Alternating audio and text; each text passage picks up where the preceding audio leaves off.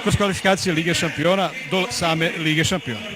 Što se tiče Partizana, znate već da su i igrači Partizana odigrali dosta utakmica tokom ovih priprema i da je Partizan uglavnom dobro prolazio.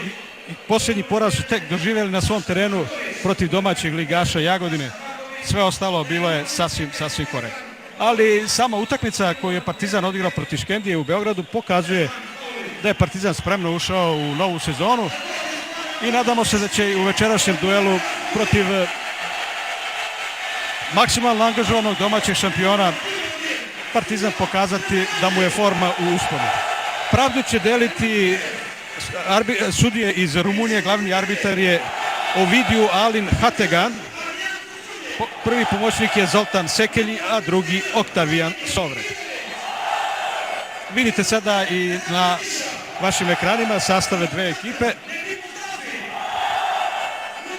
Što se tiče Partizana, jasno je i površnim poznavaocima fudbalske igre da je baš bilo dosta promjena u igračkom kadru Partizana tokom ovog prethodne polusezone i u letošnjem prelaznom roku. Naime, zimu su otišli Kleo i Moreira, pa se to nastavilo letos odlaskom Jovanovića, Ilijeja, Tejga, Fejse, Smiljanića, Stevanovića, Savića, penzionisao se Krstajić. Na drugoj strani stigli su Eduardo Ivanov, Volkov, Ranković, Jovančić, Babić i Saša Marković, a eto, večeras nam je direktor Partizana Krstajić rekao da je lekarske preglede prošao i Anderson Markeš, Brazilac, novi štoper, pa će na njega Partizan računati već u prvoj utakmici protiv ekipe Genka. Svoju igru pojednostavili i konkretizovali kada su mnogo više počeli da igraju u dubinu, a manje u širinu. Došli su i golovi i tada više ni Zendeli nije mogao da učini ništa. Dok su se ekipe zagrevale, bilo su primetne te albanske zastave na tribinama i kada sam pitao Alberta Nađa hoće li Partizan reagovati s obzirom da UEFA zabranjuje slične manifestacije političke prirode, on je odgovorio da je Partizan ne zanima ništa drugo osim onoga što se dešava na terenu i da Emini.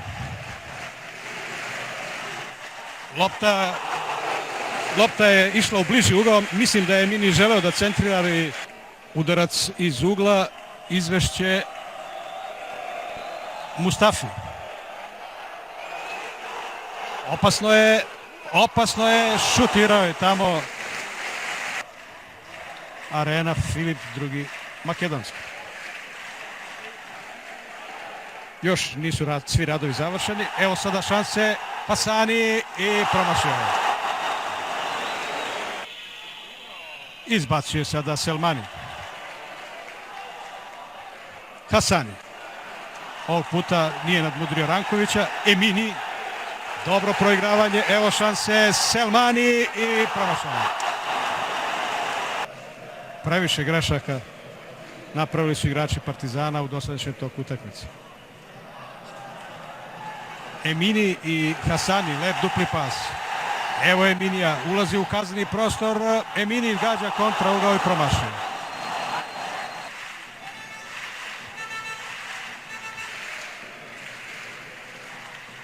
Volkov 1 na 1 sa Nedžipijem. Volkov, još uvek Volkov.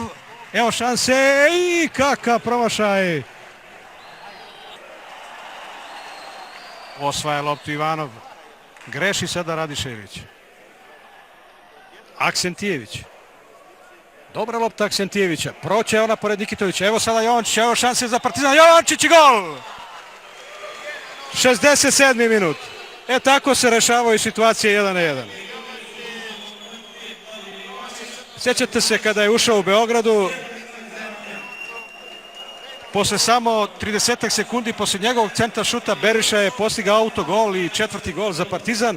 A evo i sada nije uspeo ništa tu Neziri. Jovančić postiže svoj prvi gol za Partizan u zvaničnim utakmicama.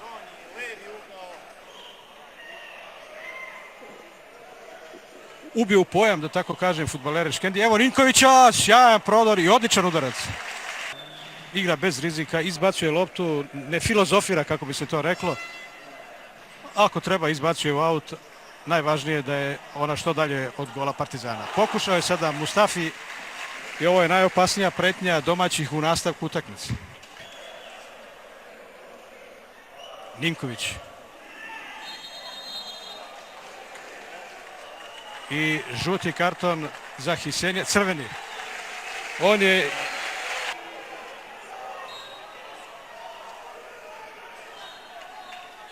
istog momenta dao je znak da je ova utakmica završena.